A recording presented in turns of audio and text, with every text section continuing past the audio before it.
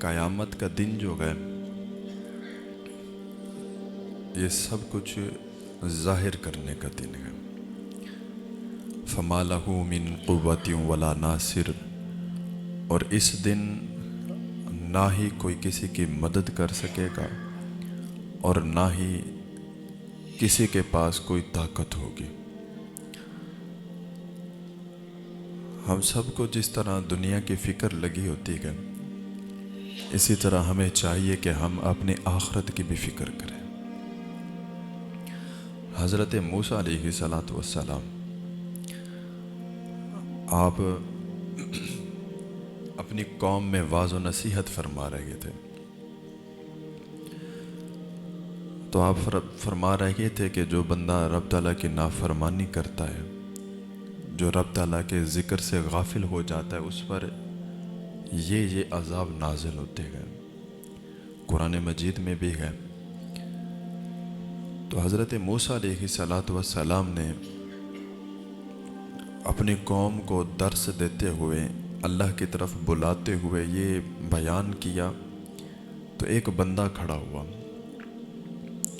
وہ کہنے لگا کہ اے رب کے کلیم، آپ فرما رہے ہیں کہ جو بندہ اپنے رب کے ذکر سے غافل ہو جاتا ہے اس پر یہ عذاب نازل ہوتے ہیں، لیکن مجھے دیکھیں، میں اپنے رب کی ہر روز نافرمانی کرتا ہوں، اس کے حکم کی عدولی کرتا ہوں، گناہ کوئی ایسا نہیں جو میں نے چھوڑا ہو، لیکن اس کے باوجود بھی ہر روز میں گناہ پہ گناہ کیے جا رہا ہوں، اور اس کی عطائیں جو ہیں وہ میرے اوپر بڑھتی جا رہی ہیں۔ مطلب اگر میرے پاس 100 تھا تو 1000 ہو گئے ہیں، میرے پاس اگر جانور 10 تھے تو 1000 ہو گئے۔ مطلب اس کی عطائیں بڑھتی جا رہی ہیں، اور میں نافرمانی پہ نافرمانی کرتا چلا جا رہا ہوں۔ تو آپ جو بیان دے رہے ہیں، میرا تو اس کے الٹ ہے، مجھے تو رب تعالیٰ نواز رہا ہے۔ تو حضرت موسیٰ علیہ السلام بڑے پریشان ہوئے۔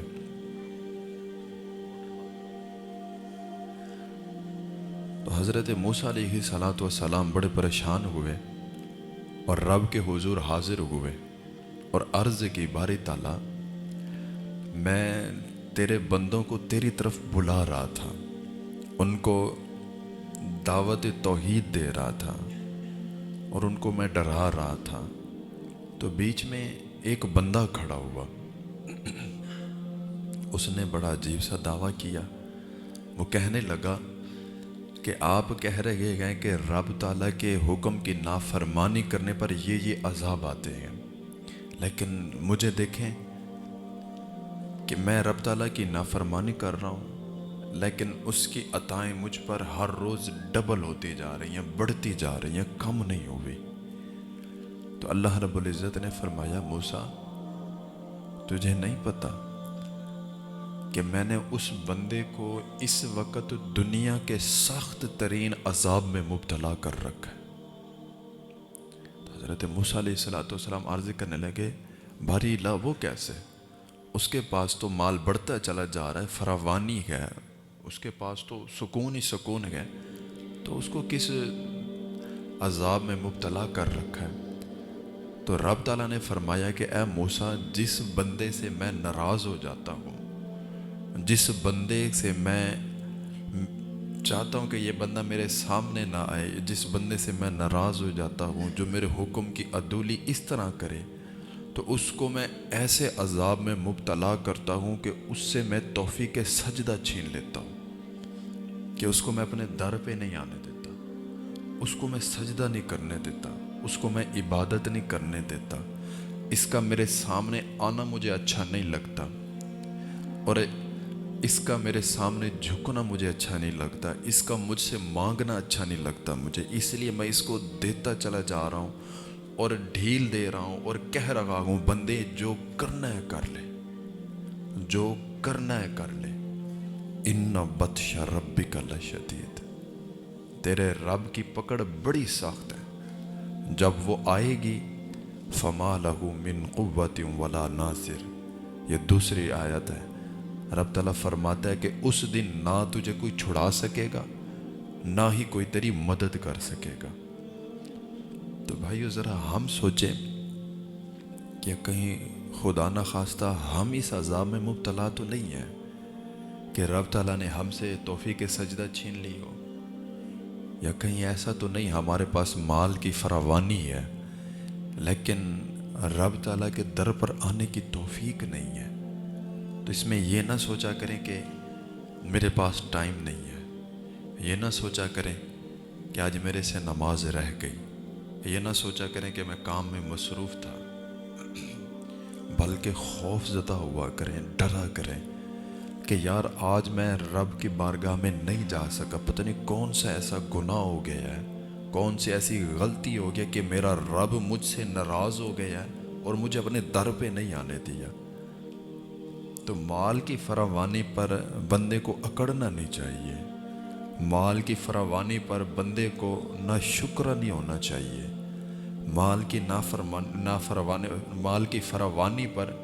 بندے کو اپنی آخرت کو بھولنا نہیں چاہیے، قبر کو بھولنا نہیں چاہیے۔